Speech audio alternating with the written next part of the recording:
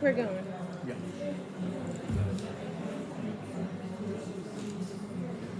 Testing. 1, 2, 3. Hands up if you can hear me at the back. I could just turn it off and use my teacher voice. But look, it's helpful to have the technology. And the recording. Yeah. We have people waiting all over the world for the recording of tonight. So we better not let them down. Fáilte Rómh go léir, Accorda, a course, and thank you so much for coming. I'm representing Lorach Community Council here tonight. The chair is away gallivanting, so I have to welcome you all. It's great to see so many of you here, faces I know and faces I don't know, faces that are interested in genealogy, obviously, and social history. So there's been Éigse Seán O'Sullivan for more than 25 years. Some of you will know that I'm also representing Seán's family. He was my grandfather's brother, so I have a dual purpose here tonight, and he would be so thrilled. He would definitely have corrected my Irish grammar, but he would be so thrilled to see that we are still celebrating the history and the heritage of Tuosist, which was his whole point. That was the kicking off point for his biggest works, in fairness. So we're more than 25 years going, and last year we started a social history project. We called it Keeping the Past Alive, and we had a talk here last year by a genealogist, Kay Cable, a professional genealogist who specialises in the history of Kerry families. And then we had a talk by Mike Riney from Gleninch in the Muscle House. Now that was recorded, both of them were, and they went up on YouTube. If you're interested, if you missed the live show and you want to catch up, it's on YouTube. Look for Lorach Community Council. Mike has beaten Kay in his views, I checked today. 299 people have watched your talk, Mike. Any minute now he'll go viral and be on TikTok. Watch this space. So our two speakers tonight are Mike Riney, part 2. This time he's joined by Lynn Zaback, the international panel, over with us from New York originally, over with us to talk about this huge project that they've been doing. Okay, they call it the Tuosist Research Tree, but a tree really is only the beginning of what it is. It's actually more like a web or a network or a rainforest, Beara style, bringing together hundreds of family trees. Literally hundreds. There's thousands of people in it. Every single family from the Tuosist Parish from the 1900s is represented. They don't have all the information on everyone, and I'm sure some of it is riddled with mistakes. Maybe I shouldn't say that with them standing right here. There's errors always, nothing is perfect, but every family is represented.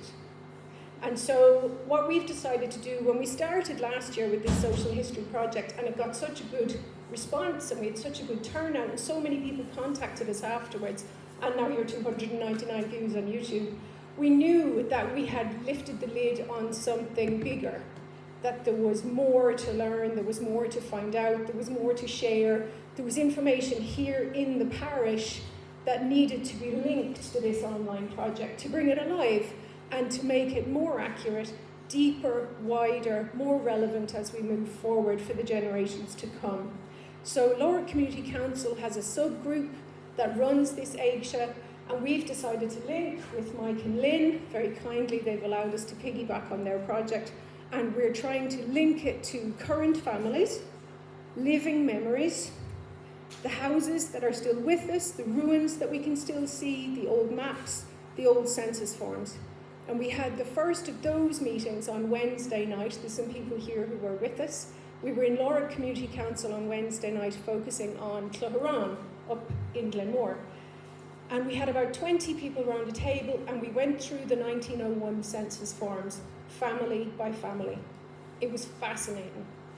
The chit-chat across the table, she was not she was a Sullivan. Was she? Wasn't she Johnny the Diamond's sister? Well, what didn't he marry, and who did she marry? And we heard about Johnny the Boggs and Johnny the Diamond, and there were some really good ones. Jamesy, Kit the Robin and Mert the Gander, and Jamesy, Jimmy John, and Johnny, Jimmy Jamesy, and it was great. It was great chat. And the next one is tomorrow in the afternoon in the community centre, and we're focusing on grounds, where Lynn's connections are. I'm not going to give you any spoilers, because Lynn is going to talk about how she got embroiled in Tuosist family history, so I don't want to spoil that for you. So we're going to go townland by townland. We're going to bunch them together where there weren't many houses. So if you're interested in helping us out, connect with us on Facebook. We have two groups. Tuosist Genealogy, rather, is a group, so that's a place to ask questions. And Éigse Tuosist is our page where we advertise events. We also have a sign-in sheet at the back. We're going to send out the slides from today's talk because they're full of charts that you won't be able to read on the screen. Mike Riney loves his spreadsheets. They're full of spreadsheets with tiny figures in them, and you won't be able to read them. So you can have them at home and look at them at your leisure and zoom in and make them bigger. But this is a lot of important and interesting information and a great collection of information there for you. So I think I've said everything I need to say. So we're meeting again tomorrow on Grands. And leave us your contact details if you want to get the slides, and also if you want to be notified about further events. And if you used to have an Aircom email and you think, should they already have my contact details, but it's an old Aircom email, please do give us your new one. Because every time I send something out, I get about 40 emails back going, this doesn't exist anymore, because people had left me Aircom emails. So that is enough from me. I'm going to hand you over. Who's first? I am. Lynn. You're in safe hands. Enjoy your evening, and there will be time for questions at the end and tea and biscuits. Well, good evening, and thank you everybody for coming. So my name is Lynn Zaback, and you probably wouldn't guess from my surname that my ancestry is 100% Irish. I have ancestors who were born in County Donegal, Sligo, Mayo, and Kerry. So tonight I'm focusing on the Kerry ones. And Mike is my assistant tonight. He's going to advance the slides. So the Tuosist Research Tree all started with my genealogy journey. I took a DNA test in 2013. And I wasn't even interested in the ancestry part of it. I did it for the health reports because I had a cousin who had been diagnosed with hemochromatosis, which is an inherited disease that you may have heard of because it's especially prevalent in the Irish population. So I got my results back, and I did not have the gene, but I started looking at the ancestry, the DNA matches that I got, and I was hooked. I started delving into it. I was sucked farther down into the genealogy rabbit hole as I looked into all the different DNA matches I had. But probably the most important thing I did is I tested my 92-year-old mother at that time. She was still living, which unfortunately she is no longer. But I get much richer data from her DNA matches than I do from my own. So I created a small family tree with what I knew, and wasn't very much, but I got some additional information from a grand aunt. Now, I don't expect you to be able to read this. I just wanted to point out two things about this. This is the entirety of the information that I got from her. It had only 29 people on it, and I already knew 13 of them, so I didn't have a lot of additional information. But the most critical piece of information is circled in red, if you can see it. Handwritten on this sheet of paper was Tuosist Kenmare Kerry. And without that, I don't think I would have gotten anywhere researching Sullivans in County Kerry. Now, just at the top, do you have a pointer? If you could just point to the top, I was just going to show. Well, that's okay, you don't have to. My grand aunt was Mary Agnes Sullivan Dacey, which I know that you can't read. I didn't expect you to read anything on this sheet. I'm going to zoom in later, but I just wanted to point out that that was the source of the information. So it was her parents and grandparents. Okay, so this is her maternal line, and if you'll point to Mary at the bottom, so there's Mary. Oh, I'm sorry, I can't see that you're pointing. So Mary had two brothers, James and John. Her parents were James Sullivan and Johanna Lynch, and she had a sister, Margaret Lynch. Now, Johanna's mother was Ellen McCarthy, who was married twice, once to a Mr. Sullivan. I did not know his first name at the time. And I know that you can't read it up there because it's smaller than we thought, but it said Thomas Lynch was her father. Well, in fact, her father was Dennis Lynch, but again, I didn't know it at the time, and I think it just shows that not all the information you get from people about your family history is always accurate. We can go on to the next slide. So then on the paternal side, her father, James Sullivan, his parents were Timothy Sullivan and Mary McCarthy, and I had the names for 7 of his siblings. So that was it. I left off a couple of spouses and some children just to simplify the chart because, you know, there was already a lot there. But that was what I had for her family. And this is the only pictures I have of Johanna Lynch and James Sullivan. My grandaunt Mary had those. And so I was very happy when I found out that they existed because up until about, I would say, 4 years ago, I didn't even know what they looked like. So I started researching the Lynch family with the U.S. records. I found Johanna's death certificate, and it showed that her parents were Ellen McCarthy and Dennis Lynch. So that's how I found out that the Thomas was incorrect. I also found a number of U.S. Census records for Johanna and her family. And in 1910, there were 2 Lynch nephews from Ireland living with her. Now, I didn't know who they were because as far as I knew, she had 1 sister. So how did she have nephews with a surname of Lynch? Go on to next. So don't know if you probably can't read it, but this was the 19th census at the top, the 1910 census, and the address was 1412 Vice Avenue, Bronx, New York. And the only reason I point that out is because addresses become very important when you're doing this research and you're trying to find people and link up records. But here they are at 1412 Vice Avenue. Johanna is a widow and she's living with her 3 children, John, James, and Mary. But also there are John Lynch, who's listed as a nephew, age 28. He arrived in 1905 and his occupation was a guard for the railroad. And Thomas Lynch, a nephew, age 22, he arrived in 1908 and he was a carpenter for the railroad. So I decided to look for the immigration records, starting with Thomas, and I found him. He came over on the Majestic. He arrived April 1908, and he's listed there, which down at the bottom, so Thomas Lynch, he was age 20. He was a carpenter, so it was very important to link that up with the census. And when they asked him what was the name and address of the nearest relative in the country he came from, the answer was his father, Dennis Lynch of Gleninchequin. Now again, I didn't know who Dennis was at this point. On the next page, they asked him where he's going, and he said he was going to his brother Michael Lynch at 1412 Vice Avenue in the Bronx. So I knew I had found the right record because the address matched where he lived. At this point, I didn't know how Johanna was related to them. I theorized that Johanna's father, Dennis, was probably married before he married Ellen McCarthy, and he probably had a family. And in fact, that's how it turned out, because when Ellen McCarthy died, the death certificate, the informant for the death certificate, was her stepson, Dennis Lynch of Gleninchequin. So that tied it together. So I searched, then I went into the Irish records, and on Irish genealogy, they've transcribed all of the baptisms, or at least all the surviving baptisms from 1844 until about, 1880 or thereabouts.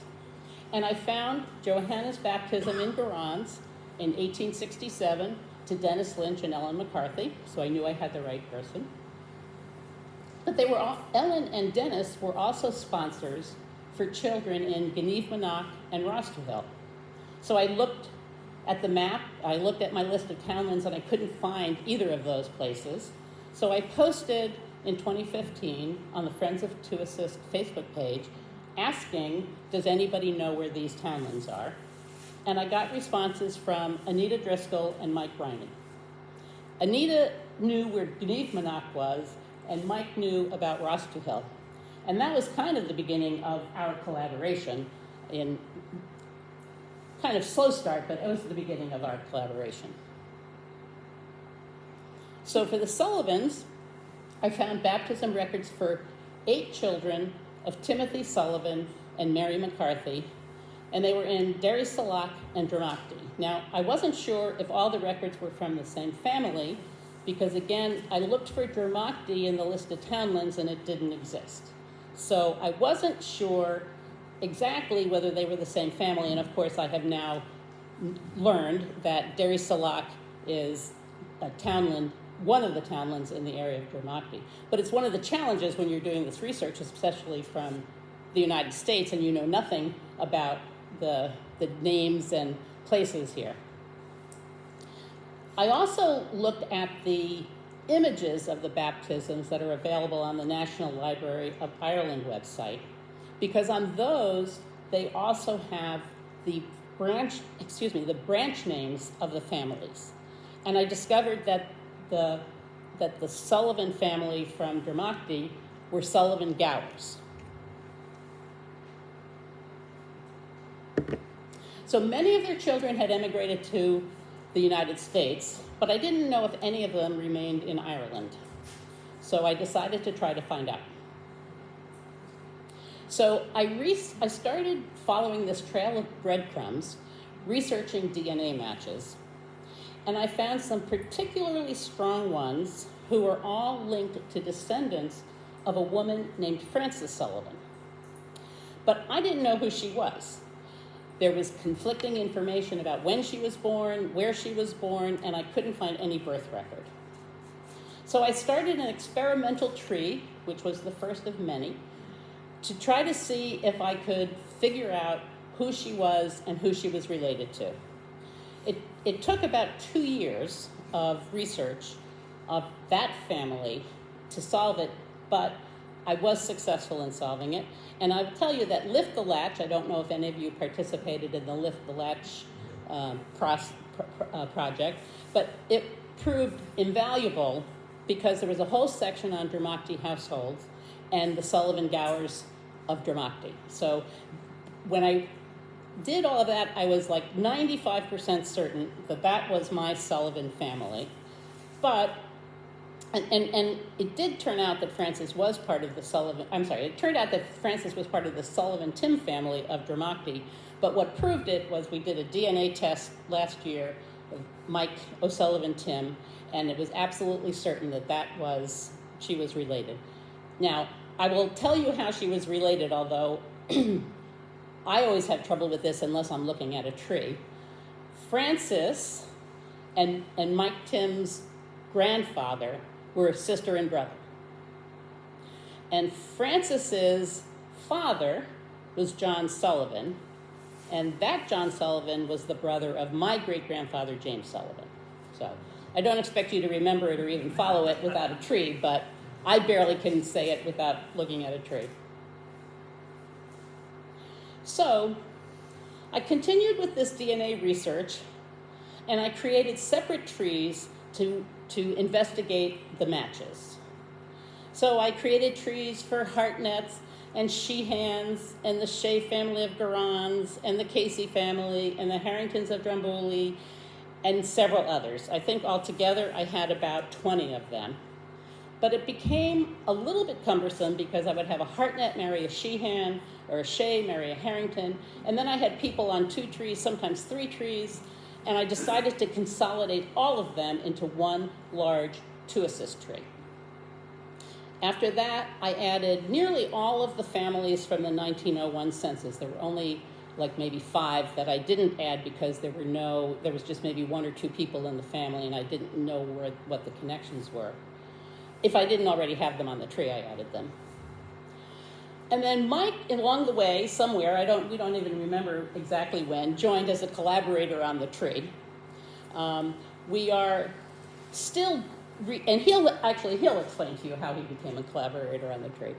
And we're still doing the research, we're still looking at DNA matches, we're still adding to the tree, and I think I would say it's growing exponentially at this point.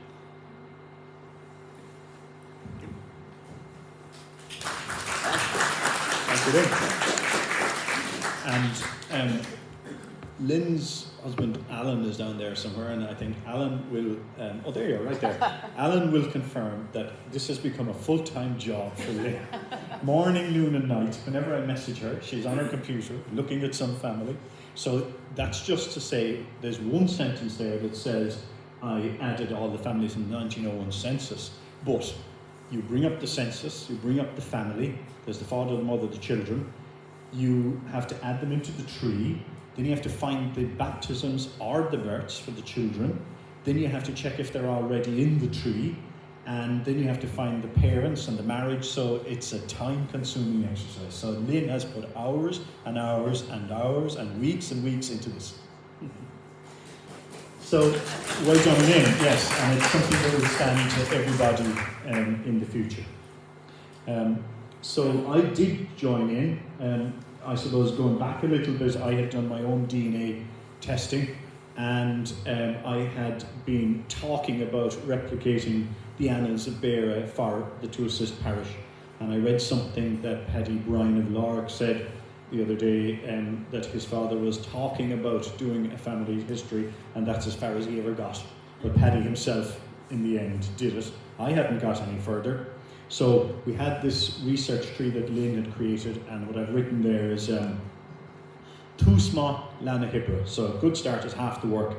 There's no way that I could have started off this tree without Lynn's work, and there's no way that it could have continued without all the information, and there's no way we'd be here tonight without Anita and Maggie and the committee organising these sessions, or the collecting the information in Clacharán. So we needed all those people. It's all a mehel. It's just everybody has to join in to get it done.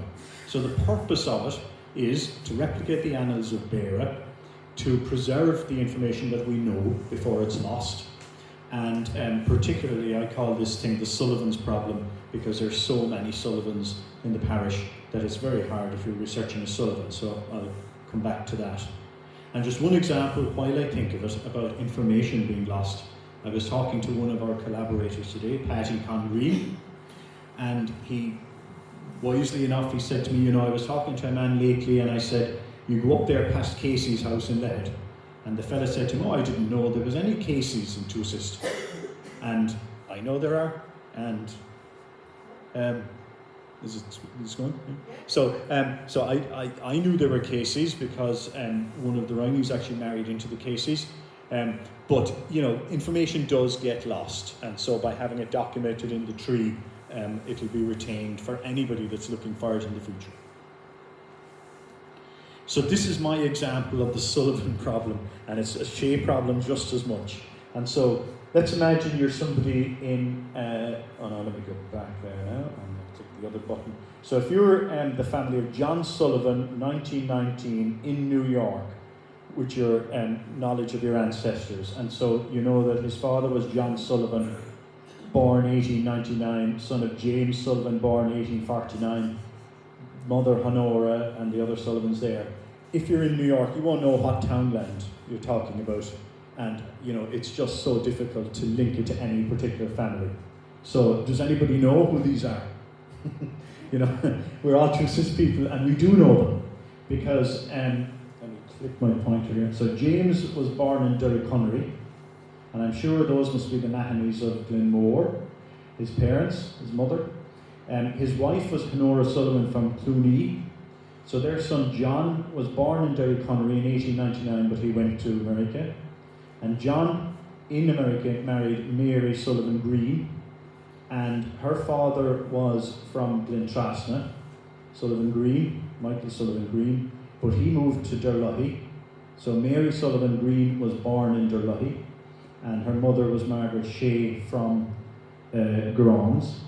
And so their son John, 1919, was born in America, and he'd be a first cousin to Paddy Congreen. So that's who they are. But I only know that because I've seen it in the tree.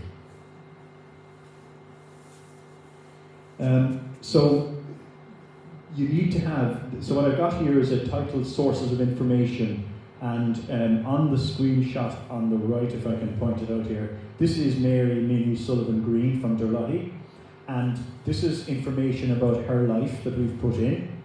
And in the middle here is the sources, and there's a list of different things there. And so that's very important because, particularly when you're dealing with Sullivans, somebody can find any Sullivan or any Mary and click it onto the tree, but it might not be the right one. So the source information, which comes from all these different websites and so on and takes all the time to discover, is very important to prove that we have the right family. And also, in the future, to prove it without reference to Lynn or myself or any of us, for anybody that's looking at it in the future. And it's to avoid assumptions. Sometimes you have to make assumptions or a guess, but you want to try and avoid that. And if you don't have sources of information, you're going to have inaccuracies. And so again, people, particularly abroad, because there are so many Sullivans, get mixed up. And the example I've written there of an inaccurate tree is one that I saw for somebody who was born in Garans in Tuosist on the 1st of February and allegedly baptised in Valencia the next day. So, you know, I look at this and I think, how can I politely explain to somebody that that didn't happen? And it's just because of the names. So this is a big long list of different sources of information that we've used, and I'm not going to read them all out, but they will be in the slides.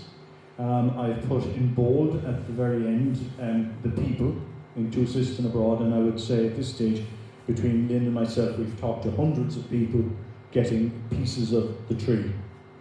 And I'll mention one other one actually, which is the Annals of Air. Lynn has mentioned Lift the Latch, which has been fantastic. And it's amazing to think that it's only about 10 years old and how valuable it is already.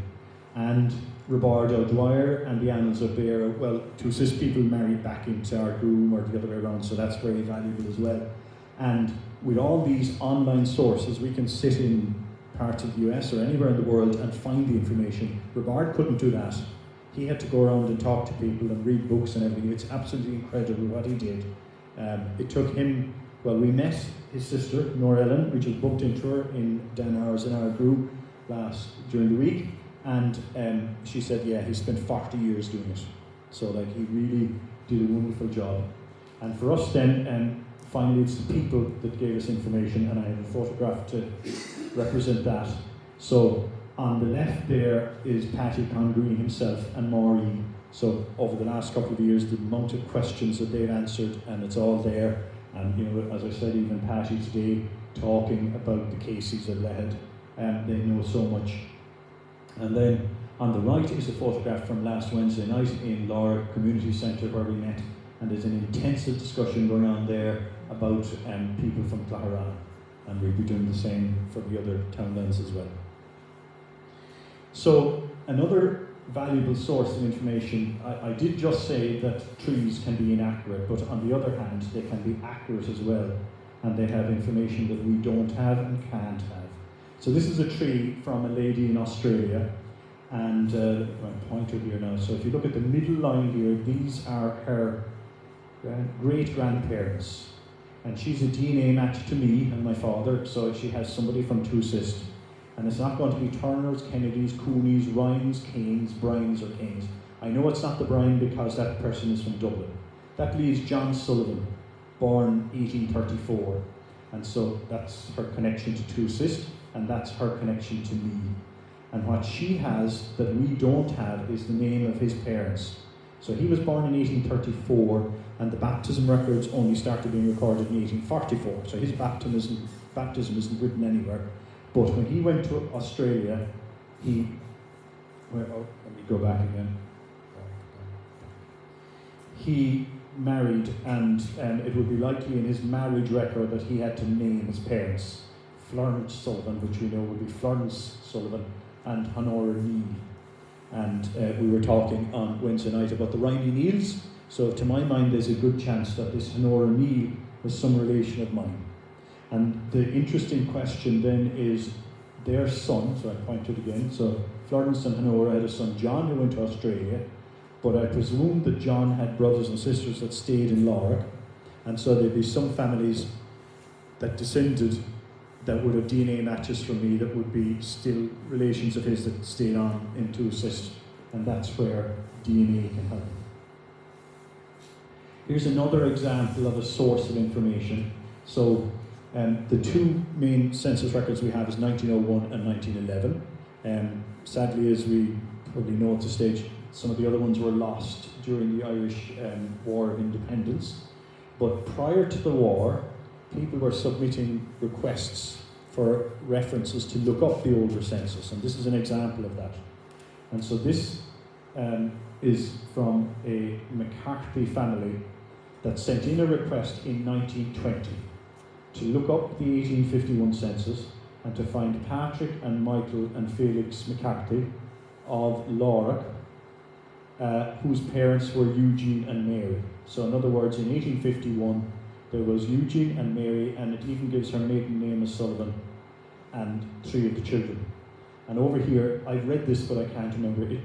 From what I remember, it says, I found 2 of them, but I didn't find Felix, or something like that. So this is the request document, and then there would have been a response sent back based on the information that was found back to the family who requested it. The person who requested it is Susan O'Leary of Muckrow. So I know that one of those McCarthy's, sister of theirs, married into the Learys of Muckrow, and that's where the request was coming from. So that kind of information is available on the Irish Census website, and it's very interesting and helpful. And finally, I don't expect you to read any of this, but Lynn mentioned the National Library of Ireland, where Gerard Lyne was the director. And it's got the actual microfiche, or what do they call it, the microfilm of the Laura baptism book, starting in 1844. And so there's the transcripts where, and somebody here might know who it was that organised the transcripts maybe 10 or 20 years ago. That's text, so it says like Mary Sullivan was born to John Sullivan and Honora Mahoney. But here there's additional information. And now it's all in Latin, so if I point to the top, no, I'll do that again. Right, it's in Latin, so this here says Demetrius Sullivan Craig. So Demetrius is Latin for Jeremiah, but the Craig bit is what's in the original documents, and the Sullivan Gower that Lynn was talking about, which isn't in the text itself. And that's very helpful for narrowing things down. And so it was Lynn that spotted that my McCarthy family from Cummers were descended from Honora Sullivan Craig, and that set me on the journey of understanding that I was related to all these other Sullivan Craigs in Clintrasta and elsewhere. So it's very interesting information. And finally, here's another example. There's obituaries, and so published in the papers in America, I guess more so than Ireland, back even from the 1930s onwards, I would say, there were obituaries. And Ancestry has used artificial intelligence to read that text and turn it into an actual record. So you can search, you'll find the result in Ancestry, and you can just click your save button, and suddenly you have the family, the man and his wife and his children, click them into the tree. And so I talked about Lynn spending, maybe an hour on one particular person, but then suddenly you can get a whole family in 10 seconds. So, what does the tree itself now look like? Well, all it is, and I'll show you a screenshot in a second, is parents and children, and the spouses of the children, and their spouses, and their children. So, if you were doing your own family tree, everybody would be connected to everybody else. So if you're doing the whole parish, well, there's different trees, but actually because almost everybody married somebody from some other family, they're all connected. So you can travel around from one family through the marriages off to the others, so that's why it's a web. There's a small set of families in there that are not linked, so we've put the word floating on them, which just means that they're on their own, and that's usually because they left the parish maybe in the 1870s, and we would have found, say, 6 baptisms, so we know there's a family, or for some other reason we found them, and they immigrated before they had a chance to marry anybody locally. So where would you start when you're looking at the tree? Well, you could start anywhere. The tree does have a home person, and it's Lynn's mother, Julia Sullivan Carlin, you could get a link into the tree, so it might be linked to some person that you were interested in, or you could go into the tree and you could just search for anyone you wanted. So this is a typical example of parents and a child. So this is my father's uncle, John McCarthy from Cummers, and there's his father, Felix McCarthy, 1868, and his mother, Mary Hagerty, 1863, from Glen. So then, if you think about Felix there, and the next slide, it has Felix and his brother and sisters. And his sister Mary, born, I think that's 1862, married Florence Sullivan. He was known as Florence Mort. And he lived in the house across from the McCarthy's, below the road, where the O'Brien Powers of the sawmill lived until 20 years ago. So that was originally the Florence Morts.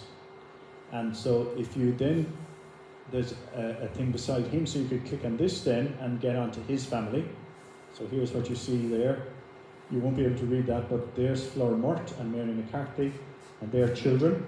They were interesting because they went to America, and some of their children were born in America, but they came back to Tuosist around 1910. And their son James played a part, I think, in the War of Independence or something. And then he married Helen. Well, he went back to America and he married Helen Gould, and she's one of the Sullivan Greens, and you could click beside her and go off to see the Sullivan Greens and just keep going and going. That's one way of going through the whole tree. And there's a descendant of James and Helen called Kristen Hatley. So she is a DNA match from me, but through the McCarthy's, and she's created her own tree. And to me. Oh, and to Lynn. Oh, she did that to you as well, but that's... I don't know how, but yeah. she's a match. Kristen has created her own tree, and everybody, that is interested in genealogy goes off to do their own research. What do I got next? Okay, one more example. So if you're in the tree, here is the find button, and when you click that, you can type in something you want to search for.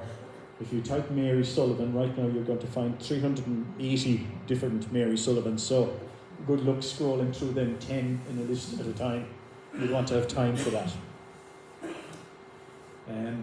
I suppose I should say, you can pay. Ancestry is great at charging money and charging extra for extra things. They have something called the Pro Tools. If you do that, you can do better searches where you can put in dates as well as names. So how many people are in this tree now that we've been working on for about 2-3 years? Well, if you think of all the classes in school and the 3 schools and maybe 10 in each class, and you're going back to the 1840s, and families might have 10 children, you could come up with any number you wanted. And you said earlier, Lynn, it's not finished. I remember we had a conversation about a year and a half ago, and we were speculating about how big it might get, and we said, well, maybe, I can't remember, was it 15,000 we said maybe? Yeah, I don't even think we were at 10,000. Yeah, I don't think we were at the time. So anyway, right now it has 30,091 people. So these are people, and this is as of September the 16th, it's got more now. 200 more. Right, 200 more. And that means people who were born in Tuosist, their spouses, and all of their descendants that we know of, down to around about 1970. There's, the younger generations, well, we had to draw the line somewhere. They can be added by somebody else. So 5,344 of those 30,000 have the word Tuosist in their birthplace. There's others in the tree that are also born in Tuosist, but we don't know which townland. So on the census, it just says that they were born in County Kerry. So in an abundance of caution, we just left it as County Kerry, but it would be very likely that they were born in Tuosist. And actually, you can see there's very little marriages between people from Tuosist and Kenmare or Kilgarvan or Sneem. A lot with Adrigole and some with Ardgroom, but very little going east. So to say the same thing again, it's Tuosist people, their spouses and descendants, people who lived everywhere in the world, people born mostly from 1840 onwards. There are some that are born before that, but that's because we found their death record. I've said 95% of the families from the 1901 census. It's probably 99. It's almost all of them. And there's a few families from Bunán, Kenmare and Kilgarvan that were not living in Tuosist, but they were just of interest. Like, for instance, the Lynches of Drumbeg and Ardgroom are in there because they're my own family and I wanted to research them. So here's another summary of what it contains. There are total of 6 plus 22, 28 people who were born before 1800. There are thousands of people born in the 1800s and the 1900s. As I say, there's the ones that we know were born in Tuosist and the ones that were born elsewhere in the world, including the ones that say that it was Kerry. And then there are about 8,700 that have no birth information, no birth year or no birthplace. Some of that, if you had time, could be researched and added in and expanded the list. There are, as Maggie mentioned, I've got tables and so on. So at the end of the slideshow, there's 3 or 4 slides with tables of data. One of those tables lists the people who lived to the good old age of 100 or more. So Jerry Hartnett of Lehed is on that list. He died in 1997, aged 100, I think, but almost 101. There's 11 others in that age range, up to 105. And the 105-year-old was Francis Mortimer McCarthy of New Zealand. He was born in New Zealand in 1889 and he died in 1995. And with a name of Mortimer McCarthy, he was from, his people were from Tuosist. So we'll come back to him. So this is statistics on the family names in Tuosist. And so this is a pie chart here. And let me get my pointer. So this section is the biggest one. 34% of all the people that we know of that were born in Tuosist were O'Sullivans. So that's why it's such a problem.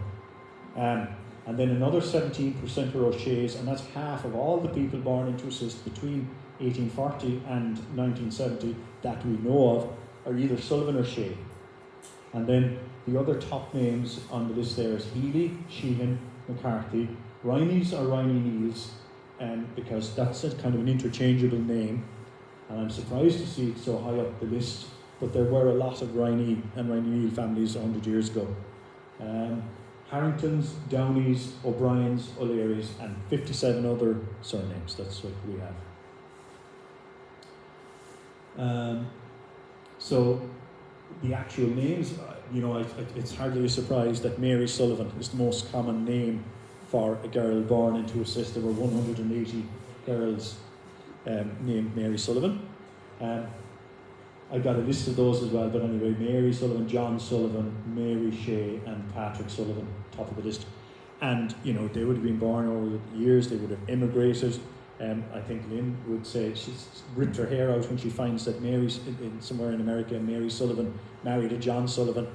And now you've got to work out which Sullivans they were. Or I could look right there with somebody who had a parent who had parents John and Mary Sullivan. All right, on Mike Tim. Yeah, Mike Tim. Yeah.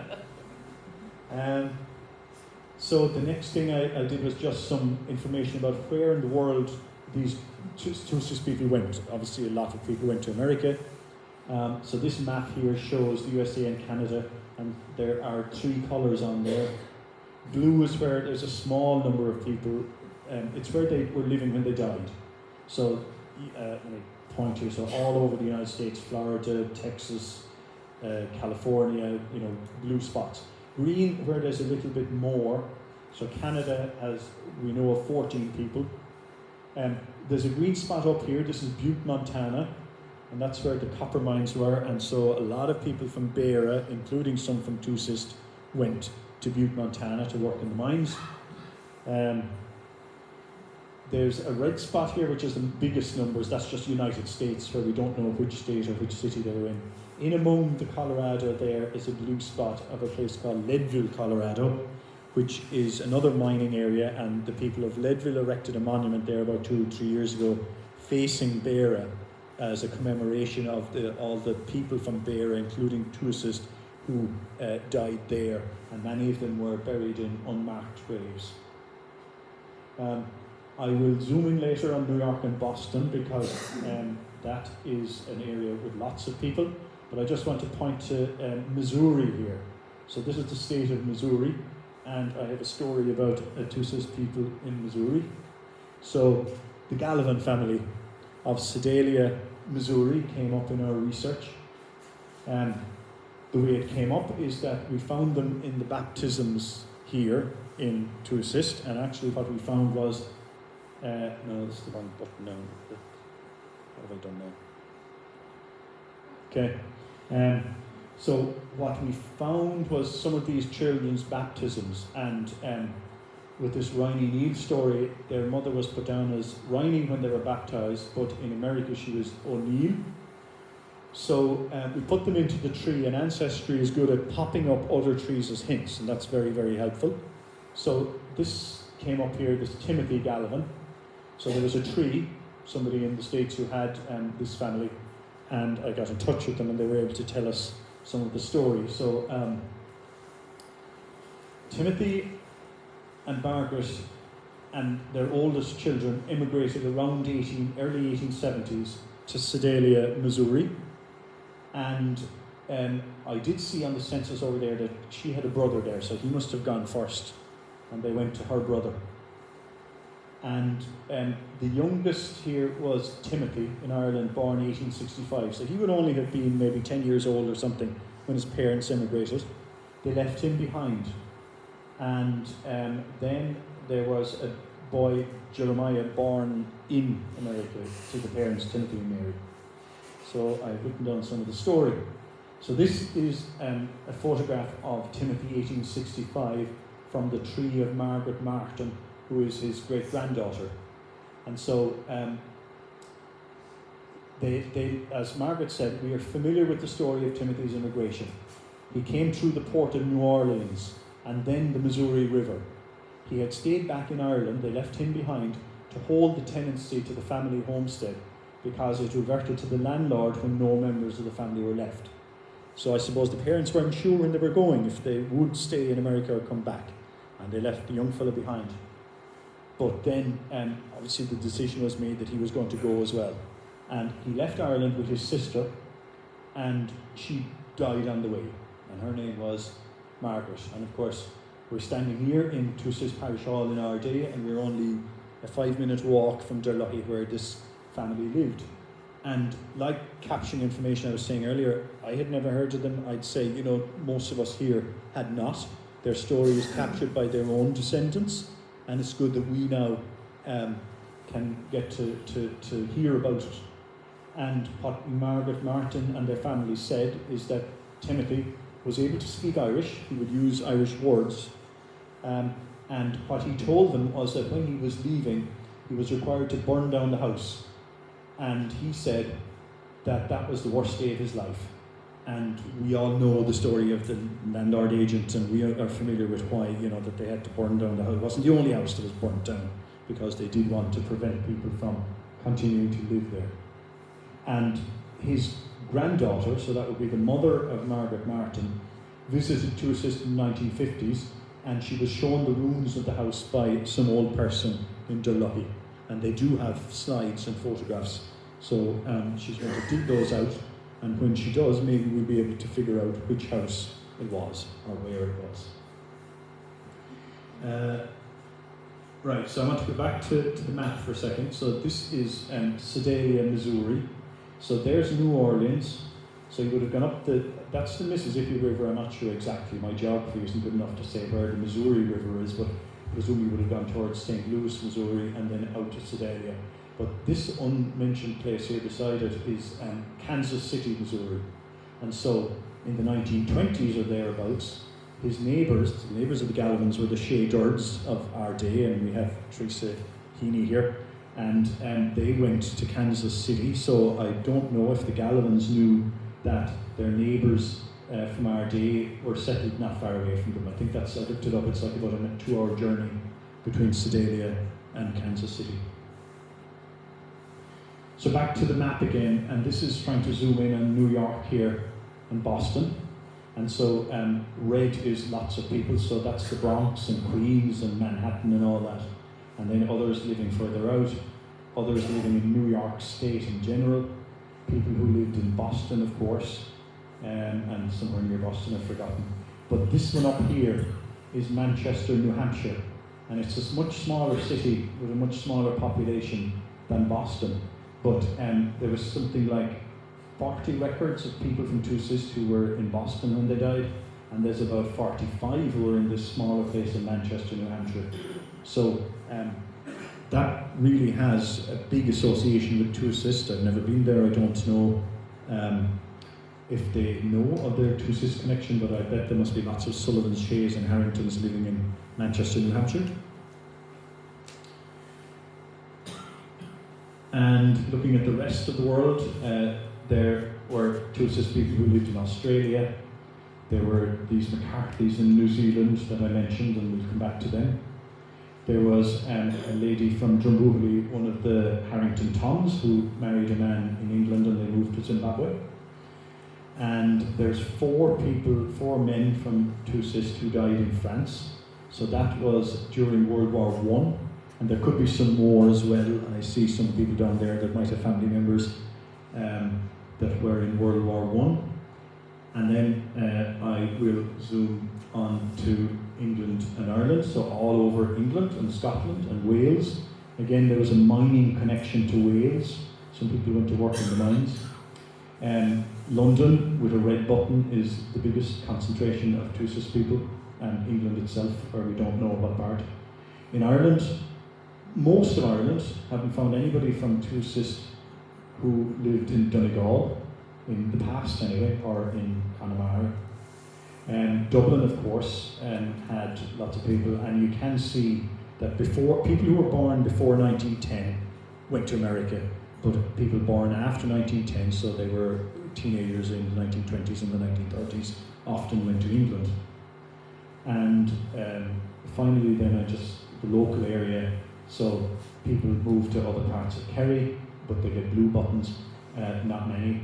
Glengarriff, Adrigal, 15, Castledonbere, Iries, Ardroom, I forget that's probably 15 as well, Bannon, Kilgarvan. 112 Tuosist people that we know of who were living in Kenmare when they died, and 1,100 and something lived in Tuosist all their lives.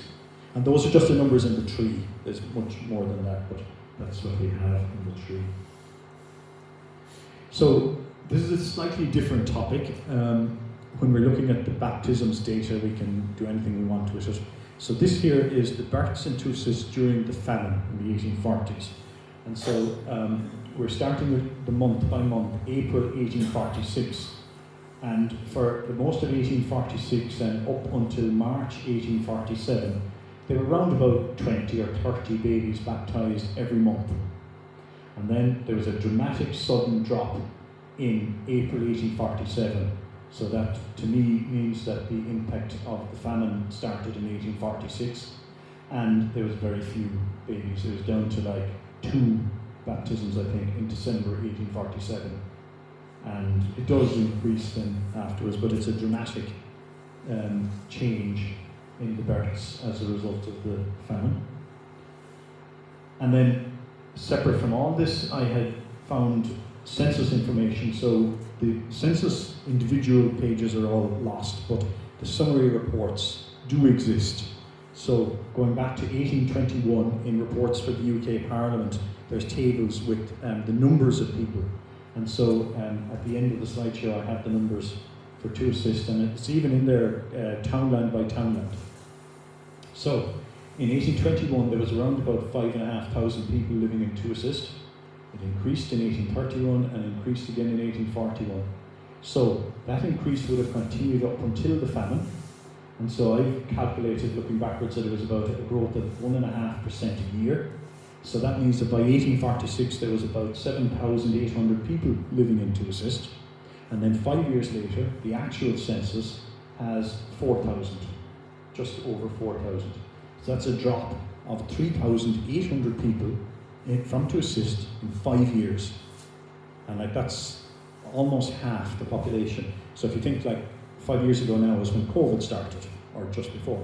So imagine if the population of Tuosist had halved over the period of COVID. It's absolutely dramatic. And I think it must be one of the most dramatic drops in the country of Ireland. I asked Google about the drop, and so I got this figure that said in general across the whole country it was about 20 to 25%. And many of them died. I put move to Kenmare. What I mean is, the stories are that Kenmare was flooded with people who came in to get food at the workhouse, and they were living in the square and under the arches and all this kind of thing. And of course, many of them emigrated. But we're looking at the immigrants and the trees and the DNA, and actually there's very little so far of immigrants from that period that we've seen in the DNA. I told the story last year about the McCarthys of Ontario, Canada, and they were people who immigrated just before the famine.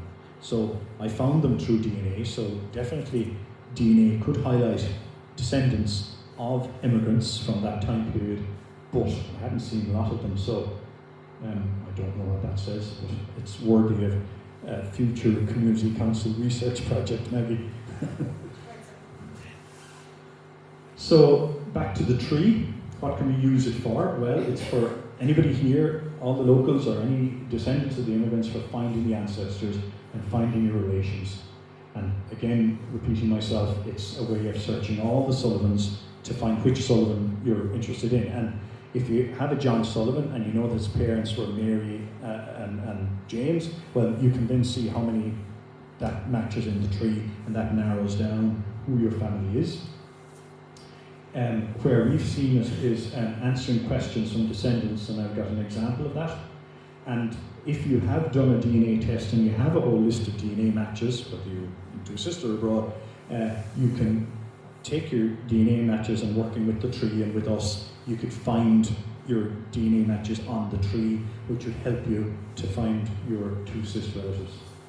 So the next screen, I think, yes. So this is a message that we just got last week from Jim O'Grady in the US, and he had done his DNA a couple of years ago, and he's descended from Riney Neils of Claterán, again, who immigrated in around 1870, and one of them stayed behind, and she married a Healy man. So that's what Jim O'Grady knew, that he was related to the Riney Neil girl Ellen, who stayed behind and married a Healy man.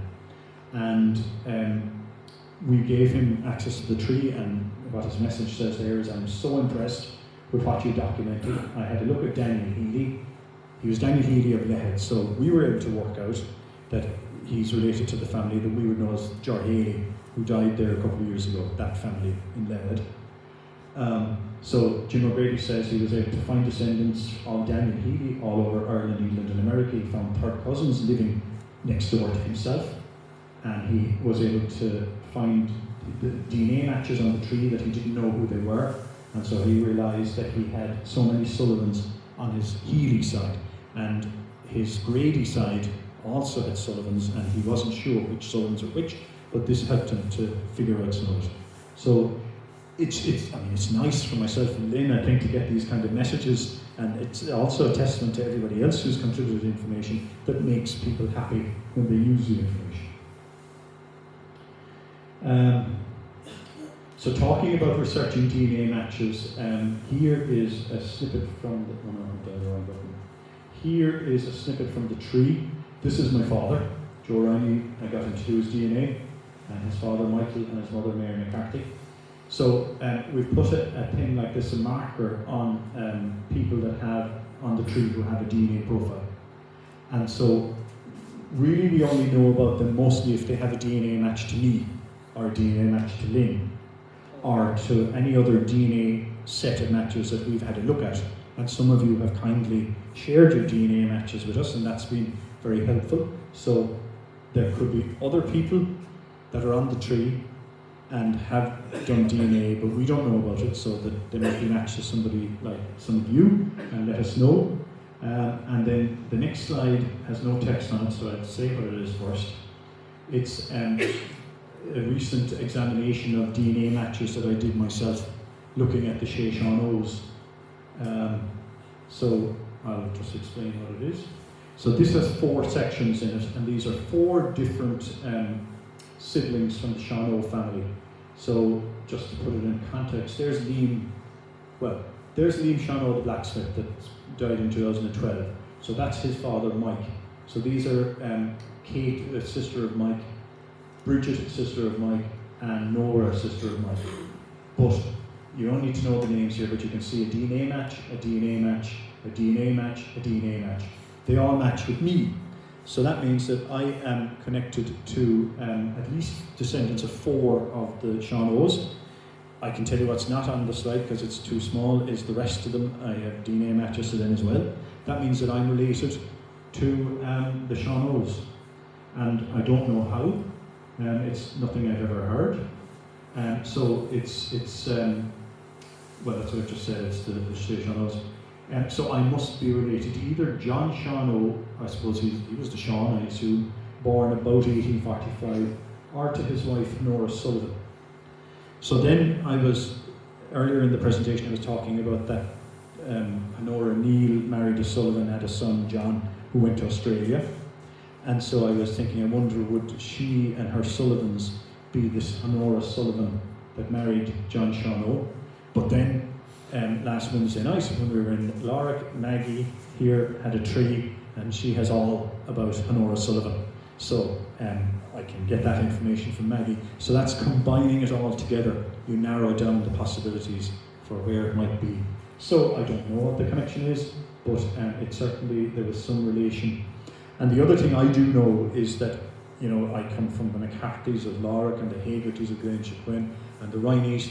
I'd say it's more likely to be a Riney connection based on what I see of the shared DNA matches.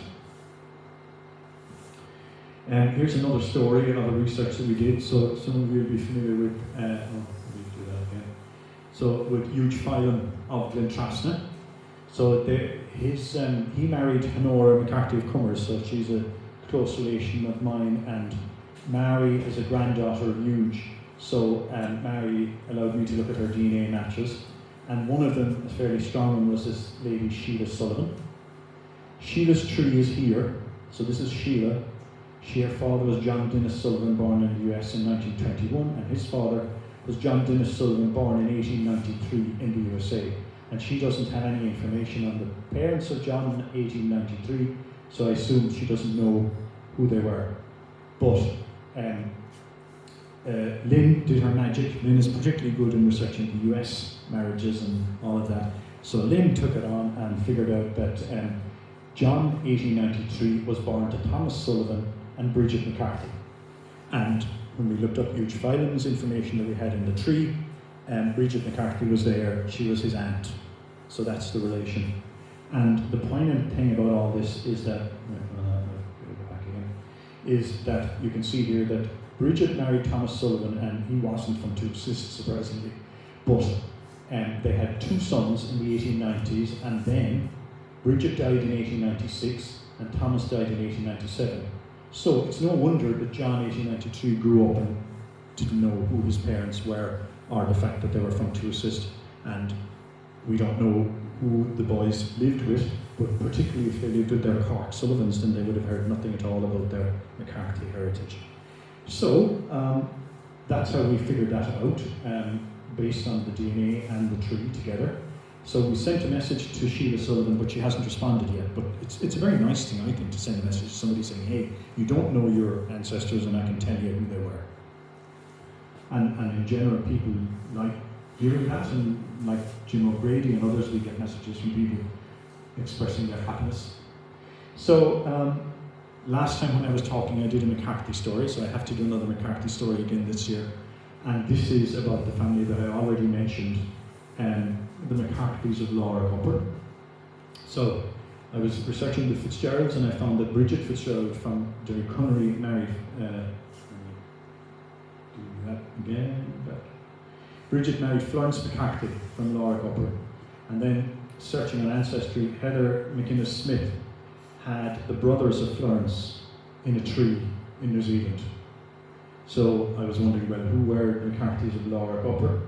So earlier I said that we saw the 1851 search, and that was that family, and that's where I found that 1851 snippet was on the tree of Heather McInnes, and it was a relative of hers that had done it.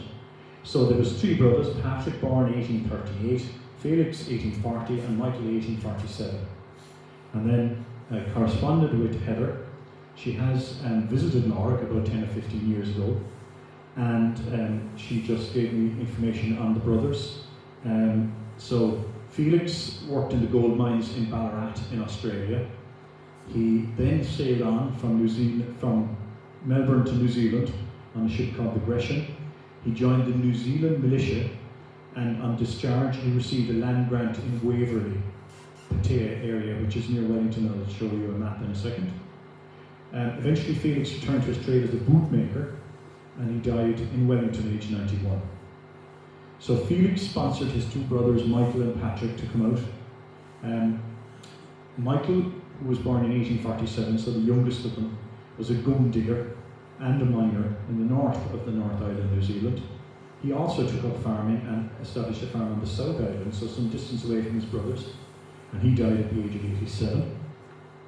And finally Patrick, Gravesend, sailed from Gravesend, I presume that's Gravesend in Kent, in England, in 1867. He received a Crown grant of 239 acres of land in Hurleyville, which is near Waverley, and he died in age 84, and his grandson now farms the land.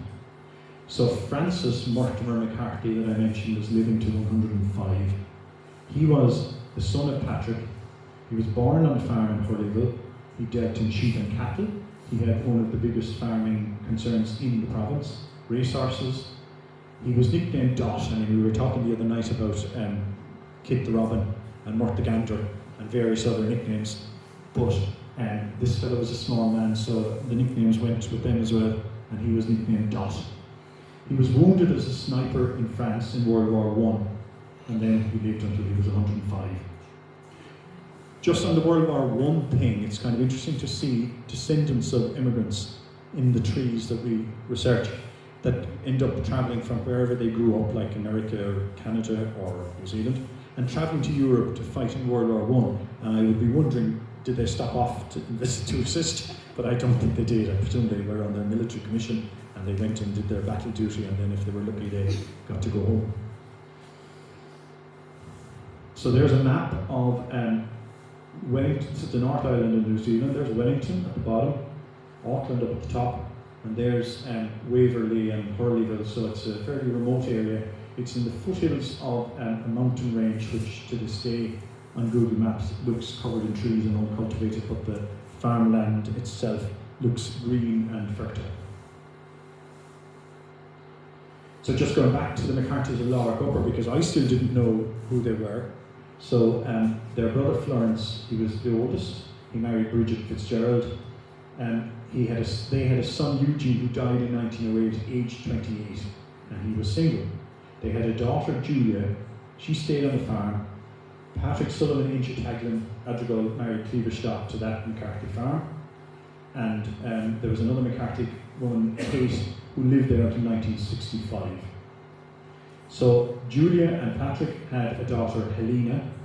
She was living there until 1998. And now it's the home to Maggie, who is the great-granddaughter of Eugene the Master, who was the brother of Patrick Inchitaglin. Brother-in-law, right, okay.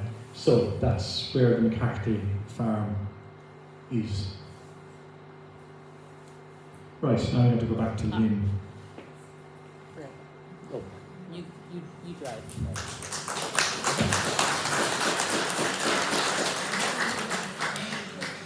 So this is just a quick story. I don't know whether it's a story or not, but I told you how important addresses were, especially linking up census records and passenger lists. And as I was doing the research, I kept coming across the address 184 Franklin Street in New York City, in Manhattan. And when I told Mike the story, he dubbed it the Embassy of Tuosist. So as you know, immigrants from Tuosist often went one at a time, like a chain of, 1 year the one son would go, and then the next year he would send money for his sister to come, and then another brother. And so they followed each other. There were many, many, many records that I found in New York City. So for the tree in Tuosist, it was key to linking people to find the addresses. And I kept coming up with this 184 Franklin Street.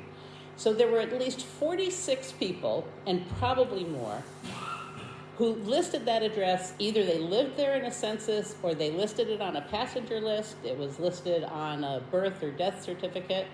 So, next slide. So the sources, as I just said, there were passenger lists, naturalization papers, birth, marriage, death certificates, and the census records. So they might have been there when they got married in 1909, but by 1910 they were gone. So you couldn't always rely just on the census records. Now, I know you can't read all of this, but it seemed to be the founding family at 184 Franklin Street were John Sheehan from Schronbrunn and Johanna Sullivan Green from Glentrasna. They were there on the 1900 census. In all, I found 31 Sullivans. 11 of them were Sullivan Greens, which kind of makes sense since Johanna was there. 4 of them were Sullivan Jared Batts, and I don't even remember which family that is. There were 6 Shays, 4 Healys, and there were 7 people when they came over who listed Mrs. Sheehan as the person they were going to join in America. Johanna lived there until at least 1980. She died in 1962, but I don't have an address for where she was when she died. But I will just say that that was very unusual, and it may be why there were so many records at that address. It was very unusual when I was doing my research if I found a family living in the same place in 1920 that they were living in 1910. So the townlands represented of the people I found, there were 8 from Ardea, 7 from Garans, 7 from Collaris, 4 from Lehead, 4 from Derrylock, and 3 from Killa West. So, I don't know if you can see it, but I sort of outlined in white. The building, it was built around 1900. In fact, when I was researching current records, everything I found said it was built in 1901, but I know that John and Johanna were living there in 1900, so it was at least there by 1900. It's in the Tribeca neighborhood. I don't know if any of you have heard of like the Tribeca Film Festival, but it's become a very trendy area of New York City. There are a lot of famous people who live in Tribeca. The building itself is only 6 stories and only 9 apartments, so it's not like it was one of these large tenement buildings with 100 people in it. So the fact that there were so many from Tuosist who went there, I thought was pretty amazing. And it's only a 2-minute walk to Taylor Swift's $50 million penthouse at 155 Franklin Street. And if you're interested in living there, there is a condo for sale. It happens to be the top floor, so you get rooftop access. It's a mere $1.7 million. And that's a bargain because it was listed first for $1.8 million. So you too could live at the embassy of Tuosist if you have a spare $1.7 million. So I just found it amusing. To, look at what it is today. It's a cobblestone street. In fact, we've not been to Franklin Street, but the next time we get into New York City, I think we'll take a trip down to 184 Franklin Street and maybe to 155 Franklin Street as well and see if we can see Taylor Swift. Okay. All right, just a couple more slides. So how can you use the Tuosist tree? So it's if you're familiar with Ancestry, when you create your tree, and you can create as many trees as you want, you can mark them as public or private. So this tree is a private tree, it's not public. So it means that other users of Ancestry can't just see it, and it won't come back when you do a search. It won't come back as a hint. Ancestry is very good at providing hints. And that's a positive thing that we've set it like that, to set it private. So the only way you can view it is if you're given access and it's shared with you, with your Ancestry account. So you do have to have an Ancestry.com free account. So it's managed by Lynn, and so you would get a share from Lynn to view the tree, and when you view it, living people are marked as private. So I don't know if you remember from the earlier screenshots of trees that I showed where there's a living person, it doesn't give their name or their age or their place, it just says living and private. You can only see if it's a male or female, that's all. So people need to request access to the tree, and they can do that through the Tuosist Genealogy Facebook page. So that's a new page that's been created, and you could also go through the Tuosist Asia Facebook page. and I suppose there'll be links to those on the Friends of Tuosist Facebook. You know, if you ask, you'll be able to get access. And we have created a little form that somebody has to fill out if they're requesting access. And it's just so we can help people to point them to the right place in the tree. There is an access donation. So that's a donation that will go to the Laura Community Council. It's going to be used for mainly purchasing DNA kits so that we can get other people to test, so that we can show more matches and be more refined in our research and our information. So when you've done all that, you get a link to the tree. You could go in, you could click around if you want, you could do the find like I showed earlier. And then we have grouped the families in townlands, so if you were interested in a particular townland, you could go into the custom tags area and click on the townland that you're interested in. And the word DNA is part of the names of people who have DNA profiles, but most of those are living people, so you won't be able to see them, but Lynn and I can see them and can help you if you're looking to identify any particular DNA profile. So other things to do for anybody who's watching this. If you do a DNA test, it helps others. The older the generation that does it, the better. When I first got into this, I remember asking Lynn if I should get my father to test, and I now think, why did I even ask that question? Because as DNA is inherited down the generations, it gets more scrambled. So the older DNA is less scrambled, and therefore more likely to have a match. So all of the stuff that I discovered about the Shawnoes is through my father's DNA, not mine. He has links to current people from the Shawno family. I don't, because it's more diluted. I've got my Cork DNA. What else? Well, if you are interested in DNA testing, we have some kits that we can give to people. So just contact Maggie or Anita or Lynn or myself, and we can get kits to people that would like to test. And it's all very simple to test. And the previous video from last year has an example of how that works. So there's plenty more that have to be done in this tree. There's no end. It's like software. It's never finished. Somebody who would like to join us and add in all of the current generation, that's a big job. There are some assumptions in there. There's people marked as to be done. In 2 years' time, we're going to get a release of the 1926 Ireland census data, so that's going to help a lot. Hopefully, we already know actually many members of the families from the civil birth records and from people telling us, but that's going to help us to validate that. So, we were thinking about how we would make this available, and Robard did what he could only do at the time, which is publish his information in a book. So it would actually be a very hard job to turn this into a book, and also because you'd have to make sure you didn't repeat stuff, but also people are even turning the book into trees. So a tree is the quickest way to use the information. And the other thing is, it'll always be up to date then, so any corrections will be in the tree for anybody that looks at it. There's other information that we need to capture, like the location of houses, and Maggie, you guys are working on the grave information as well. The location of graves is the type of question that people ask. And then we have these townland discussion meetings, so if you can join those, or there's a group of sort of genealogy enthusiasts that we kind of ask each other questions. I see a few faces down there among the audience that are kind of talking to us, monthly. So that group would be a good way to get you more information and help us with the work.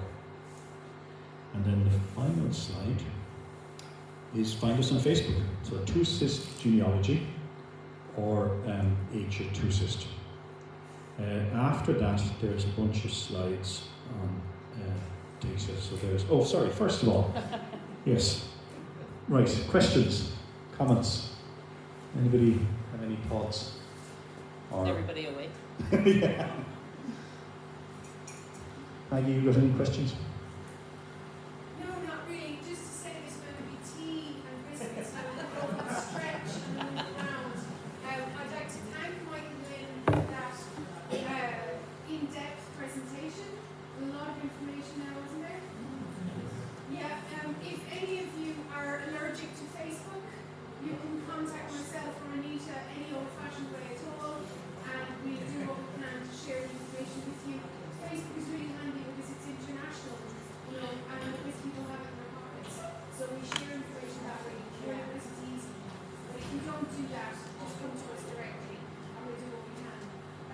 share it with you.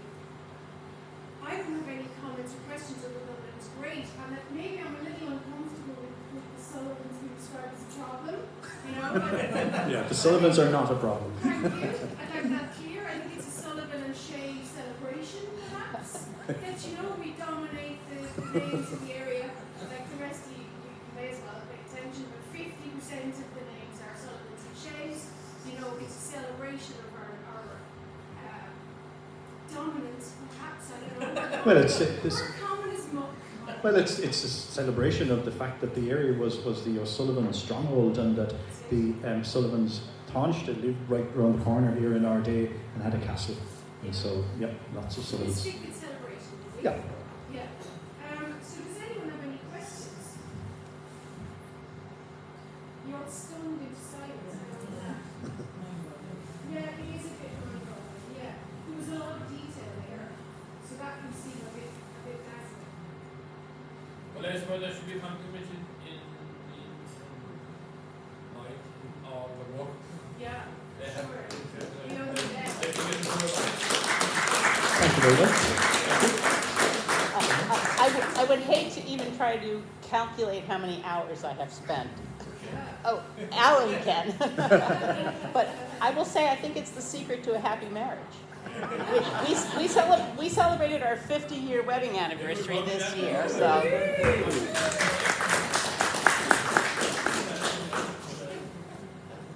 All right. Well, what he says is the two magic words to happy marriage are Yes, dear. yes, dear. Okay, time for tea and cake. Thank you very much. Thank you. Done. Is that all? You did.